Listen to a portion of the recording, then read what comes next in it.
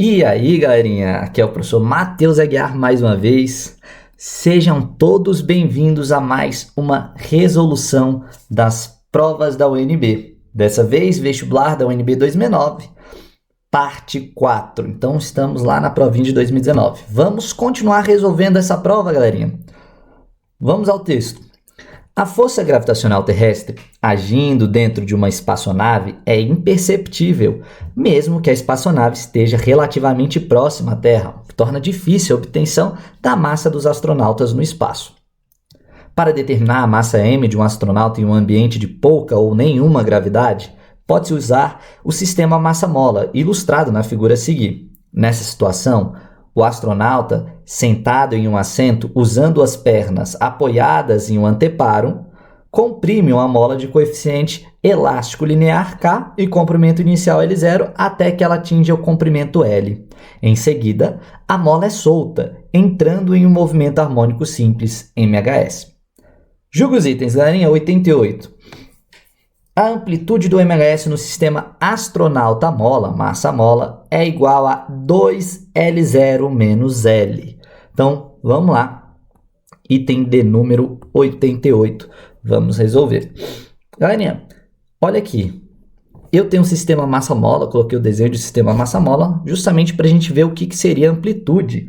A amplitude é a deformação da mola, mas é a deformação máxima da mola.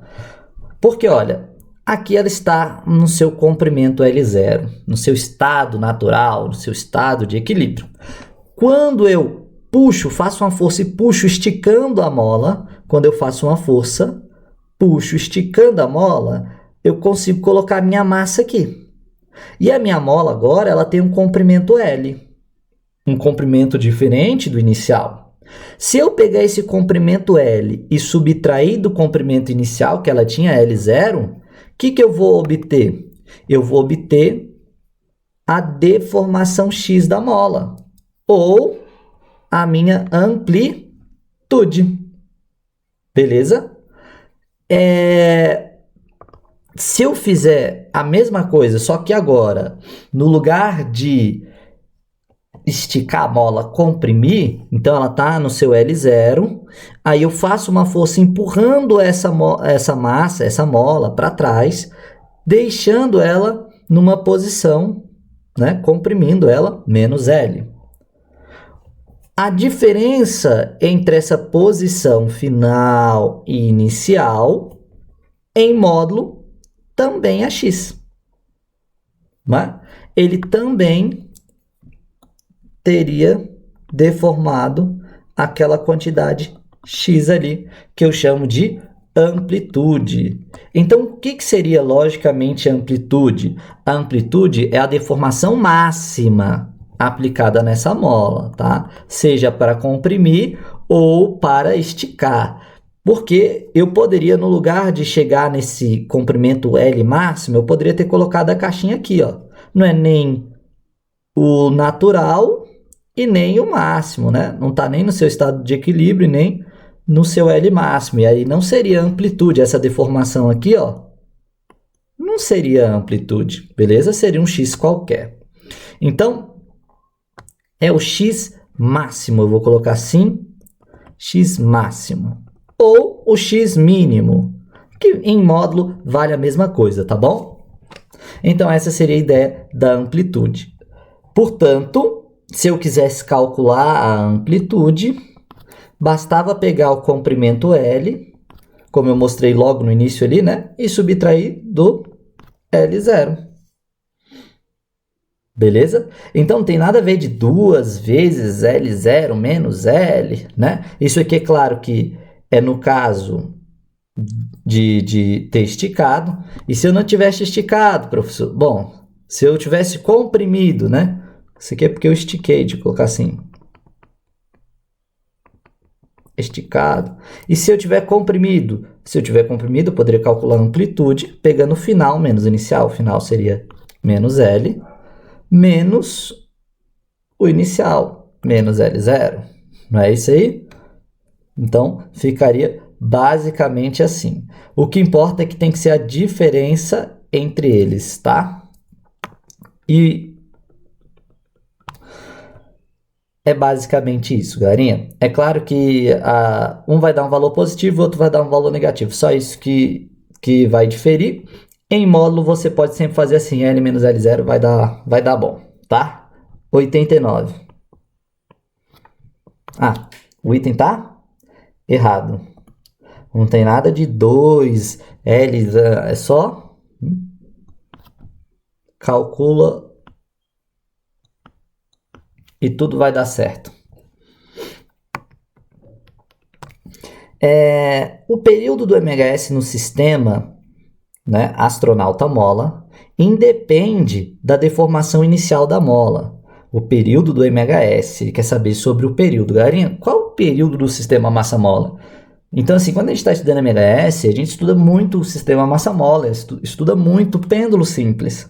Né? Então, esses dois a gente costuma lembrar das equações do período de cabeça. Então, o negócio fica bem, né, na ponta da língua. E aí a gente sabe que o período do sistema massa-mola é 2π raiz de m, né? Raiz de m sobre k. Beleza? Isso aqui é lógico para o sistema massa-mola. Só não lembro do sistema massa-mola, só lembro do período do pêndulo, porque é muito mais fácil. Galerinha, se você lembra do pêndulo, lembrar do período do sistema massa-mola não vai ser tão difícil, porque o período do pêndulo é bem parecido, né? É 2π raiz de L sobre G. Né? Isso aqui seria o pêndulo. O período do pêndulo. Então, se você lembrar de um, ajuda a lembrar do outro. Beleza?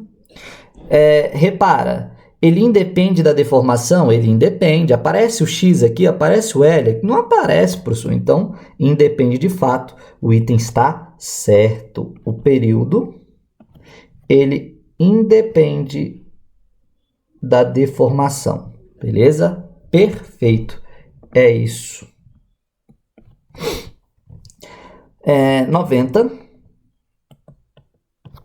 No referido sistema, a aceleração do astronauta será máxima no ponto de mínima energia potencial. Ele falou, a aceleração é máxima quando a energia potencial for mínima ou máxima. Ele disse que é mínima, vamos verificar. Galerinha, primeira coisa, quando você olha para esse desenho, quando você olha para o desenho aí, como é que você diz, aliás, aonde que você diz tem energia potencial máxima? Qual é a energia potencial associada? Energia potencial associada é energia potencial elástica, porque vem da mola.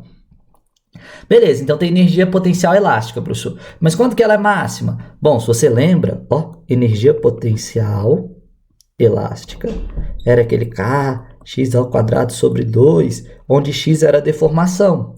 Então, quanto maior for o x, maior vai ser a energia potencial. Então, concorda comigo que nessa extremidade de deformação máxima, eu tenho energia potencial máxima? E, lógico, aqui, no seu estado de equilíbrio, eu não tenho deformação, ela vale zero? Então, a energia potencial ela é zero. Não é isso? O que eu quero dizer com isso, galerinha? A aceleração vai ser máxima aqui? Porque ele falou que vai ser máxima aqui. Onde a energia é mínima? Onde ela é nula. Isso é verdade? Não é verdade. Por quê, professor? Porque a força resultante nesse meu sistema é a massa vezes a sua aceleração. Então, a aceleração ela vai ser máxima quando a força resultante for máxima, são diretamente proporcionais. Só que a força resultante aqui é a nossa força elástica, porque ela vai ser a única que atua nesse sistema massa-mola. E se ela for a força elástica é Kx. E a força elástica ela é máxima. Deixa eu colocar aqui. A força elástica ela é máxima quando o x é máximo. Então, eu tenho força elástica máxima quando o x é máximo.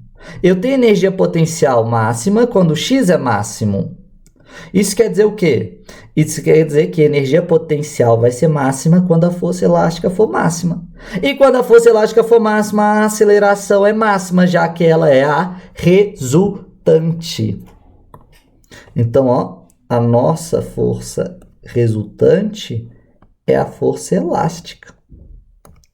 Beleza? Eu tenho a aceleração máxima quando tiver deformação máxima. É basicamente isso que você deve ler com tudo isso que eu escrevi. E se eu tenho a aceleração máxima quando eu tenho deformação máxima, então eu tenho a aceleração máxima quando a energia potencial é máxima. Tá? Porque a gente pode até, se quiser, a gente pode justificar. Pois serão máximos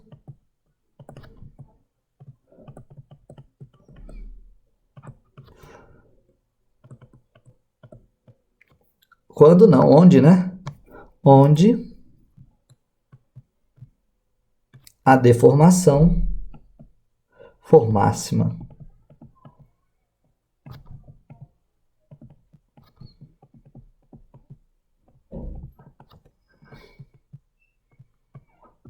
Beleza? Portanto, esse item está errado. Não é no ponto de mínima energia. É no ponto de máxima energia potencial. Vamos para o próximo item, 91. Galerinha, no item 91 ele quer saber: a massa do astronauta pode ser expressa por m igual a k sobre 4π ao quadrado, f ao quadrado, onde f é a frequência do MHS. Bom, esse texto nos levou a entender que no espaço era muito difícil de se medir a massa do astronauta por conta da aceleração da gravidade, então ele utilizou o sistema massa-mola para medir a massa. Então, muito justo vir um item perguntando qual seria uma forma de se expressar a massa através dessa situação. Então, vamos lá, vamos calcular a massa. Primeira coisa, ele envolveu frequência, e frequência tem a ver com período, porque a frequência é o inverso do período. Repara que na equação do período eu tenho massa, eu tenho K e eu tenho 2π que ele colocou. Então, talvez, através da equação do período, eu consiga chegar nessa equação que ele colocou. Vou partir dela, já que relacionam as mesmas grandezas físicas, né? Então, vou partir dela. É uma boa forma de iniciar. Olha, o período, ele é 2π raiz de m sobre k. Deixa eu melhorar isso aqui. Só que como tem quadrado lá embaixo, perceba, ele deve ter tirado da raiz, não é? A massa. E se eu quero isolar a massa, eu tenho que tirar da raiz. E para tirar da raiz, basta levar os dois lados ao quadrado, não é isso? Então, é o que eu vou fazer aqui. Eu vou levar esse lado ao quadrado e o outro lado também ao quadrado da equação. E aí o que a gente vai ter é que o período ao quadrado é igual a 2π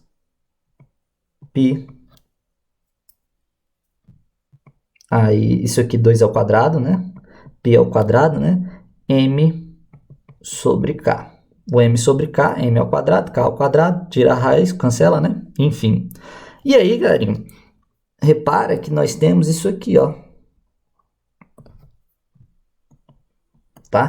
O período ele é o inverso da frequência. A frequência é o inverso do período. É recíproco dizer, né? Então, sendo o período igual ao inverso da frequência, eu poderia colocar lá dentro assim, ó, 1 sobre f elevado ao quadrado, que é igual a 2 ao quadrado, 4, π ao quadrado é π ao quadrado, m sobre k. Aqui, se você quiser já fazer assim, ó, 1 ao quadrado é 1, e f ao quadrado é f ao quadrado. Se eu quero isolar a massa, o que eu vou fazer? Eu vou passar todo mundo que está desse lado da equação para o outro lado. E aí nós vamos ter o seguinte, quero isolar a massa, né? Então, K passa multiplicando. O K passa multiplicando e vai ficar sozinho lá em cima, né? Porque só o K que vai passar multiplicando. E lá embaixo, eu vou passar o 4, que está multiplicando, vai passar dividindo. O π ao quadrado está multiplicando, vai passar dividindo. Né? E o F ao quadrado já estava lá. E a massa fica sozinha. Pergunta, essa é a mesma equação? Professor, é sim, é a mesma equação. Então o item está certo. Porque nós chegamos exatamente na mesma equação. Não é isso?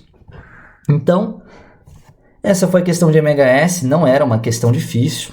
Mas eu costumo dizer que também não é o conteúdo que os alunos devem focar. Não fique estudando pêndulo simples, sistema massa-mola para a prova da UNB. Se cair, vai ser um azar cair, mas vai ser um azar para todo mundo. A maioria das pessoas não vão conseguir resolver. E se for para estudar o sistema massa-mola, não vá muito a fundo, tá? Nesse estudo do MHS.